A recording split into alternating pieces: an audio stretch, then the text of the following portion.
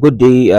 If you're watching, don't forget to have it in mind that we are looking at some very important issues that needs to be discussed on our media today. And we are looking at the Niger issue, the Burkina Faso, Mali, Libya, and other African countries that are supporting the coup d'etat in Niger. ECOWAS has taken a stand, and they are very active, and it seems they are serious with their sanctions on Niger Republic. Let's come back to Nigeria. Northern elders have told President Bola Ahmed Tinubu that any form of military action, the use of military power towards tackling the coup in Niger Republic, will further cause more crisis to northern Nigeria. Under the guise of the Northern Senators Forum, they cautioned against the use of military power towards tackling military coup in Niger Republic, calling for diplomatic options to address the situation. Many people have advised the president that please let's find a way to politically or diplomatically address the situation in Niger Republic.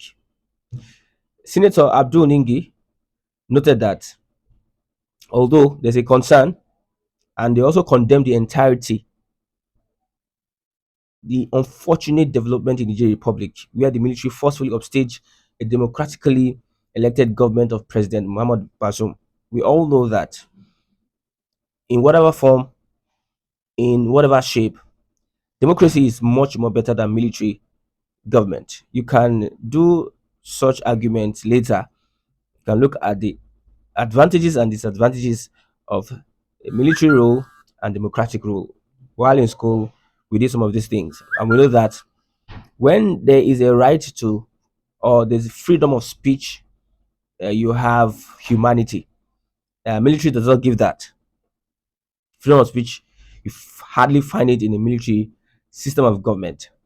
But in this case, the people in Niger Republic are rejoicing, are very much happy with what is happening in that country. You can see the videos of where these guys are rejoicing over the coup. A democratically elected government was ousted by a military junta, and civilians, supposed civilians, are rejoicing over the action of the military. That should send a signal to some of our African leaders. That means democratically, we have not been doing well.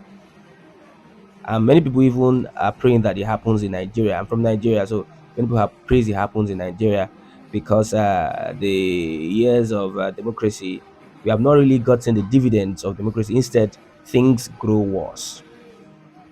Okay, let's look at let's look at the situation in Niger Republic. Currently, sanctions here and there from France, from United States, from Nigeria. Niger Republic has cut ties with Nigeria, US, France, Togo, and any other country that does not support the military junta in that country, which is a normal thing for any military government. Let's come back to Nigeria. Okay,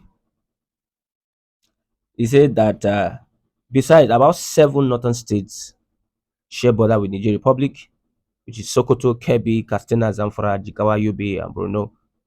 And this state will be negatively affected if there is a military invasion of the Niger Republic. You know how porous our borders are, how in the past years we have not been able to manage our borders with the influx of bandits, Boko Haram, ISWAP, and all sorts, Fulani headsmen, especially under the regime of former President Muhammad Buhari.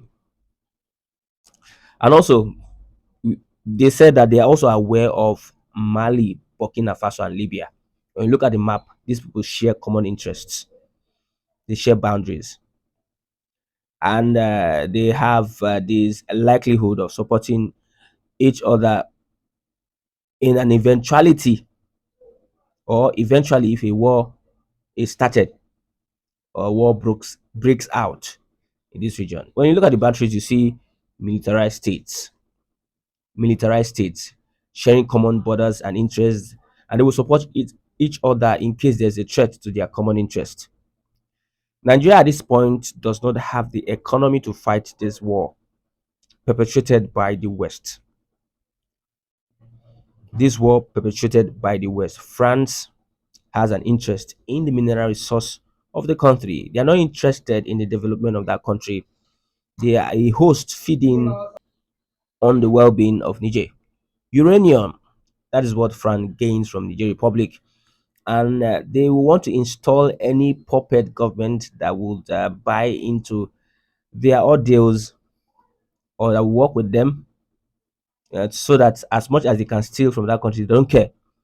But a military government would not assent to the orgies of the West.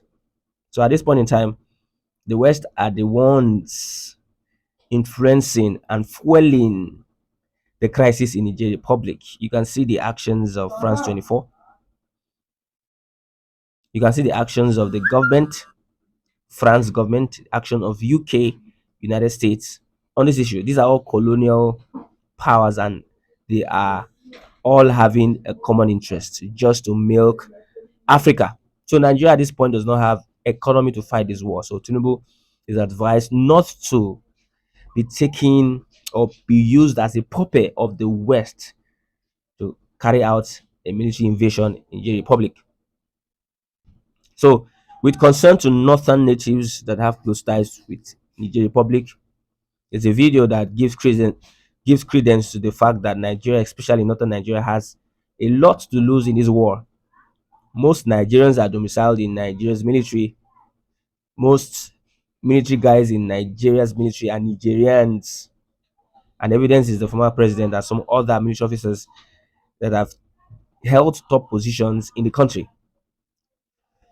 Buhari confirmed his family ties with Niger Republic and would not dare conduct any military activity or action against that country, even as a president. So the ongoing confrontation in Niger is believed to be fueled by the West, whose ambition is to tap massively into Africa's resources. Now that Niger has decided to liberate itself from France, France has resulted to influence the actions of ECOWAS chairman, that is Bola Ahmed Tinubu. It is believed that France is blackmailing Tinubu to carry out military action in Niger Republic, given his supposed alleged international ordeals, criminal records, with exception to okay, especially the heroin trafficking, the drug trafficking that has been challenged in the Nigeria courts today by Labour Party and the PDP. Now the question is, when will Africa decide that it's going to liberate itself from neo-colonialism? When will Africa decide? Well, I would say it must first liberate itself from its corrupt political class, politicians, because these are the puppet that is being used by the new colonialists. When they see you have a crime, you have something they can hold on to blackmail you, they use that to control you. So that is what is believed to be happening to Bola Ahmed Tinubu. It is believed that France is blackmailing Tinubu to carry out military action in Niger Republic, given its supposed international criminal records.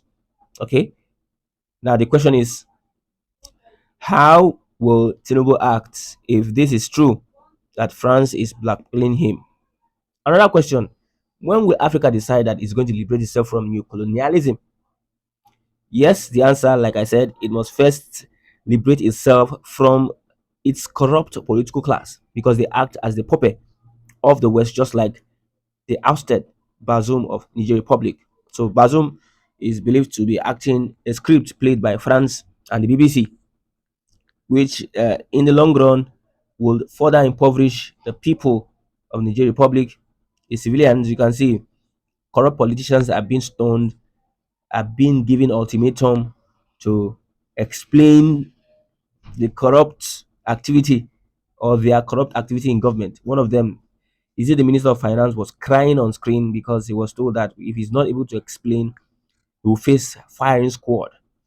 So this is what France, the UK wants to happen in Africa, to make Africa unstable so that they can feast on its vast natural and mineral resources. Okay, so far, all military units are on alert, waiting for the next move. Would ECOWAS or the West make the first move? That's the question. Would ECOWAS or the West make the first move? Now that Niger has imposed sanctions on its airspace against anything that flies and has given France a 30-day ultimatum to leave its territory, now things will eventually escalate as sanctions from both sides is being implemented. When you start something, you start a fight, it will not be the same ever again. It will not be the same ever again. When you start a fight, it will not be the same. When you start a grudge, it is not going to be the same. So Nigeria cut its electricity supply to Niger, and in response, Niger severed diplomatic ties with Nigeria, France, US, and Togo. The Sahel country now is seeking the support of Russia and Wagner Group, which Putin in recent time has shown commitment towards supporting Africa against the West. I believe Putin has a grudge with the West with what is happening in Ukraine, whereby West is interfering in its issues. So Putin, on the other hand, wants to interfere in Africa, and he knows that it's going to severely affect the West. So it is coming in the guise of wanting to liberate Africa from the West, knowing that the plan by the Europeans, by the West, is to destabilize Africa. So Putin has come to support any uprising against the West in Africa. So far, they have gotten the support of Putin and Wagner Group. Now, Nigerians on the streets coming back home are speaking up against Nigeria's involvement in Niger.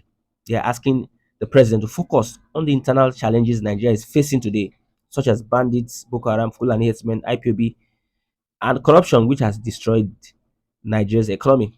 So, my advice is that with what is going on, let's learn a lesson.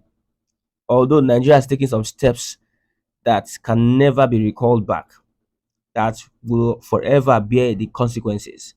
Is going to have a cold war. There's going to be a cold war between our neighbors, especially Niger Republic, and the Fulani, the Hausas. They have a way of doing things, and they don't really forget. When you start something, you need to end it. We are trying to see a way whereby this issue will be resolved according to the Northern elders, diplomatically and politically. Okay, don't forget to subscribe to this channel for more of these analysis. Support us with your comment and like. I'm Christian. Thanks for watching.